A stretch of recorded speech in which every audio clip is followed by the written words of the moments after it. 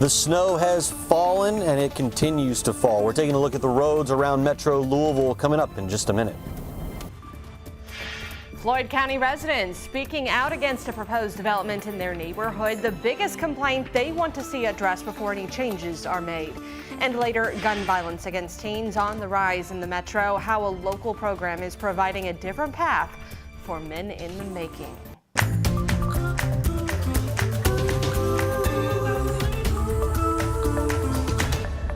Thanks so much for joining us here at noon. I'm Brooke Hatch, joined by meteorologist Mallory Schnell. Another winter bout of weather, much of which has fallen. I know we're looking at the metro right now, but probably the hardest hit area, you're thinking down south? Yeah, so areas around Nelson County, Bardstown, eastward toward Richmond, also Danville included in that as well. Here in the Louisville metro, we're seeing a bit of a break out there at this lunchtime hour. Max HG radar showing just that, lighter whites on this map here. So when you get those deeper blues and purples, that's when you have those very heavy bands of snow. At this time, much of Louisville just seeing maybe a few flakes around Fern Creek and areas off to the east.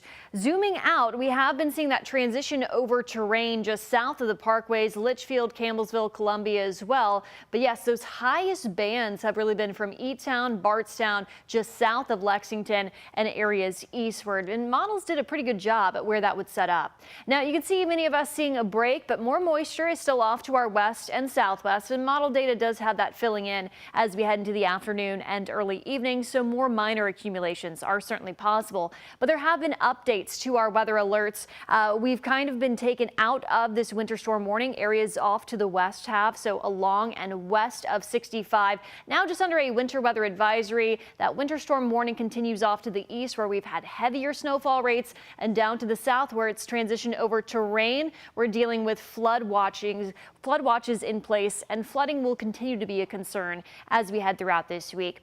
Current temperatures around in the 30s, so that's certainly helping road conditions. And as I mentioned, we'll continue to track some off and on wintry mix as we head into the afternoon and evening hours. This will dry up later on this evening and into tonight. Of course, we'll talk much more about that coming up in our full forecast. But let's get you out to our traffic here, because we do have a report that we're zooming in on from our TriMark camera. This is at 64 westbound at I-265.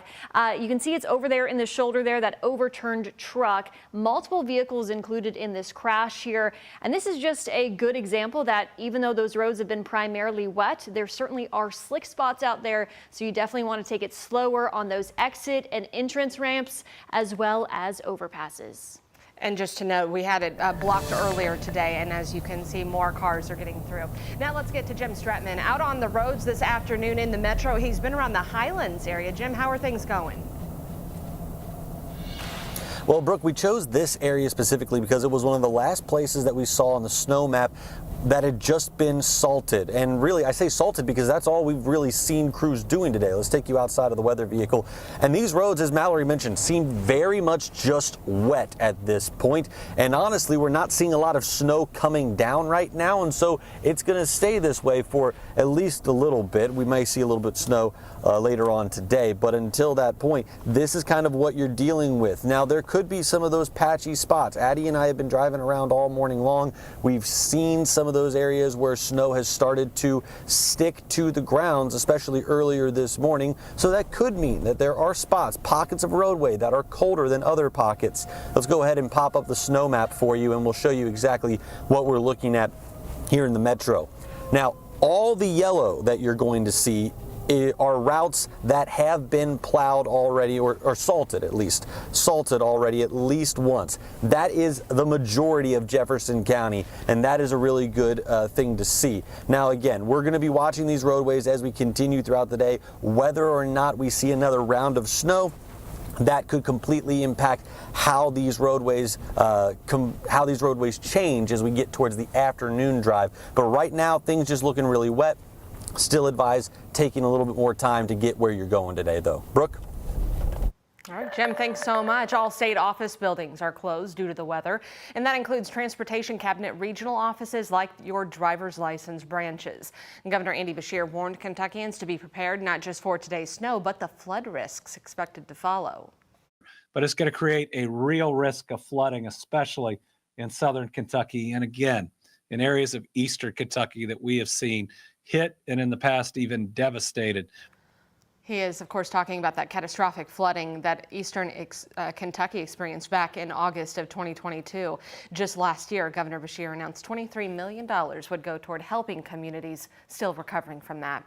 And on days like this, it is important to be weather aware. You can check out our live radar or get the latest weather updates sent directly to your phone.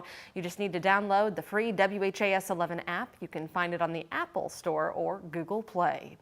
Well, no one was injured after this southern Indiana gas station caught fire overnight. Just before midnight, Tri-Township fire crews responded to the Sunoco off Apple Leaf Lane in Sellersburg. You can see that store engulfed in flames. No other structures were damaged. In a Facebook post, Tri-Township thanked a variety of fire departments from Clark and Floyd counties who provided in the mutual aid. We do have an update on the closed Blackiston Mill Bridge in southern Indiana. The property owner has granted Floyd County officials voluntary access to begin cleaning up that dam. Crews will be focused on removing debris in Silver Creek, including dead trees which have clogged the dam. Last week, excess rainwater and snowmelt along with the debris caused water to reroute around the dam, damaging the Blackiston Mill Bridge. The Floyd County Commissioner said the county plans to begin cleanup once the incoming storms pass. It's unclear how long that will take. The suspect in a deadly DUI crash in the Portland neighborhood stood before a judge this morning. 38-year-old Scott Drollinger is charged with murder. According to police, just before 8 o'clock Sunday night, he lost control of his truck on Northwestern Parkway. Arrest documents said Drollinger's truck hit a utility pole and a metal fence before coming to a stop. The fence went through the passenger side of the truck, impaling 38-year-old Ana Gonzalez. A toxicology report showed Drollinger had a blood alcohol content nearly double the legal limit. His bond was set at $1 million cash only. His next court date is February 19th. A facility of this caliber will bring people to our area, and that is something we are very excited about. Our community members typically drive several hours to find a facility such as this one. It will be very attractive to have this in our city now. It is a vision coming to fruition in the Highland Park neighborhood. Mayor Craig Greenberg unveiled the renderings for a future bike park. Plans call for 4 different zones, so you have beginners all the way up to advanced riders. Supporters said it'll make it possible to host mountain bike events that will draw in people from across the country. Concepts will be finalized in the spring with completion of the park set for a year later. A community conversation is happening tonight at Beachmont Community Center at 6 o'clock for anyone looking for more information.